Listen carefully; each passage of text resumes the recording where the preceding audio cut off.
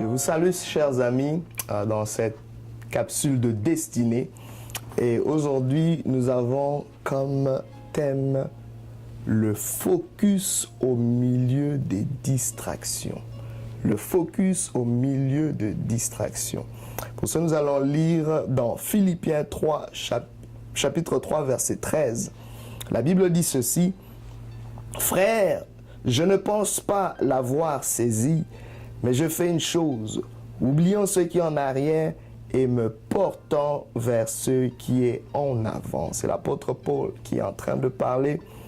Et laissez-moi vous dire d'emblée que la distraction est la plus grande source d'échec dans la vie. Le fait d'être en dehors de ses objectifs. Et l'apôtre Pierre est quelqu'un qui était très conscient de cela. En passant, il est l'auteur de 2 tiers du Nouveau Testament et il avait compris ce secret-là, qu'il avait besoin d'être focalisé, d'avoir du focus malgré les distractions. Vous allez peut-être me dire, quelles étaient les distractions dans l'apôtre Paul? Mais toutes les demandes qu'il pouvait recevoir, le passé, toutes les choses qui n'ont pas marché et même les gloires anciennes peuvent devenir une distraction.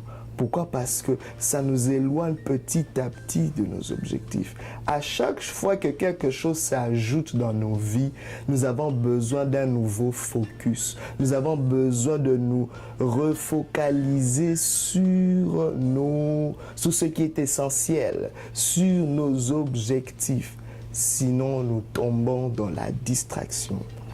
Aujourd'hui, il y a des choses qui se sont ajoutées dans ta vie, des nouvelles responsabilités, mais tu n'as jamais changé ton focus. C'est pas étonnant qu'aujourd'hui tu te retrouves dans le chaos, pas étonnant qu'aujourd'hui tu te retrouves dans des stress. Les stress et les chaos est parfois un indice de manque de focus dans notre vie.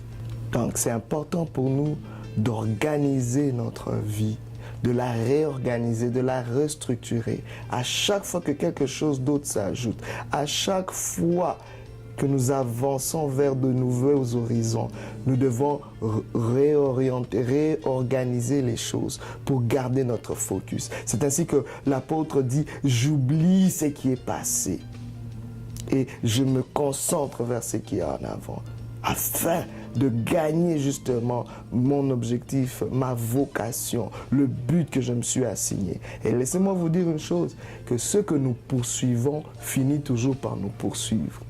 L'apôtre Paul l'avait compris, qu'en continuant à poursuivre le but de sa vocation le poursuivrait. C'est important pour nous de saisir cela. Alors aujourd'hui, souviens-toi que ce que tu es en train de poursuivre dans ta vingtaine te poursuivra dans ta trentaine. Ce que tu as poursuivi dans ta trentaine te poursuivra dans ta quarantaine. Ce que tu as poursuivi dans ta jeunesse te poursuivra dans la vieillesse. Ainsi, tu dois d'abord prendre une décision. Qu'est-ce que je veux poursuivre comme objectif? C'est quoi mon focus? Nous devons décider quelles sont nos priorités, quels sont nos principes.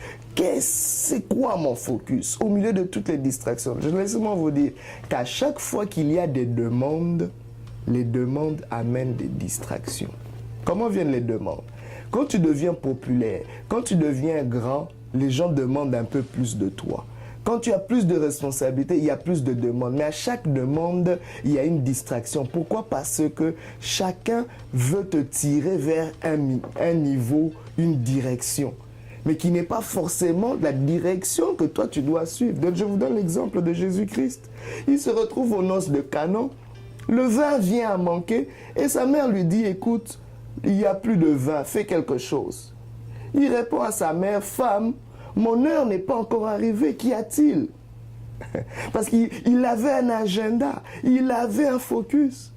Il y a un autre épisode où une femme syrophénicienne est en train de demander un miracle.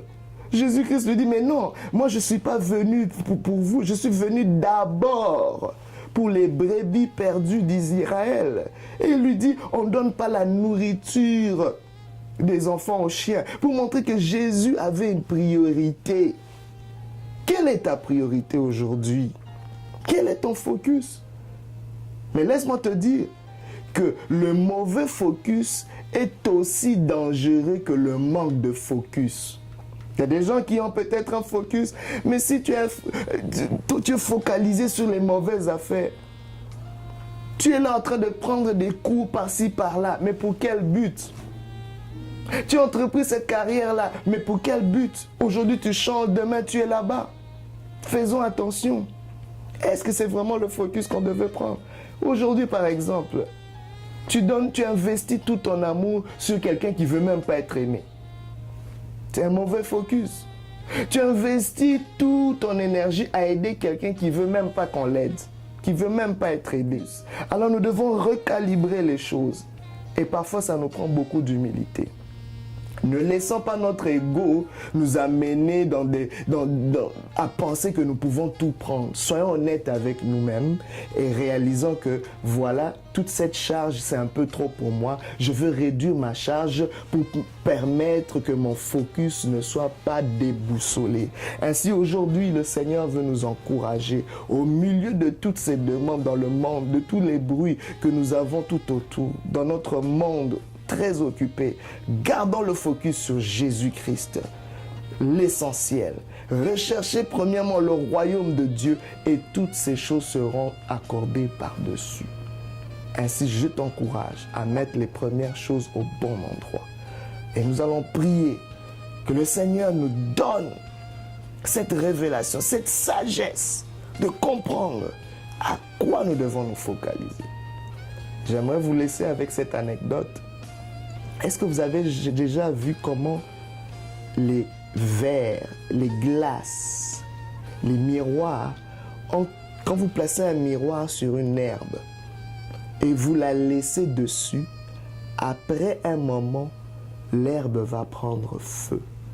Pourquoi? Parce que le miroir va magnifier l'herbe. Elle va se focaliser sur cela. À chaque fois qu'il y a du focus, il y a du feu.